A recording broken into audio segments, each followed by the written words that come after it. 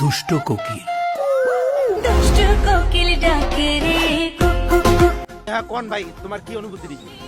ছবি দেখতে আসছি মানে চাইনা বুঝি আচ্ছা ঠিক আছে, হ্যাঁ কোন পপকর্ন মারাছি আর কোন এটা তোমরা এত কাহিনী করেন কোন কি করবেন?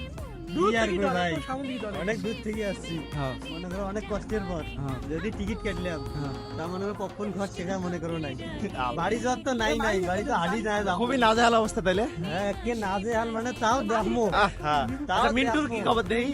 বড় ভাই তোমার কি খবর? আসবেন নই হ্যাঁ তারপর জোর করি আনি আমার 150 টাকা শেষ করি আরে, ছবি দেখতে আসছি বাড়ি যাবো সেই টাকা নাই আমার। আচ্ছা হোক, তোমাকে মাফ করে দেবে বাস ভালো তো তোমরা কোন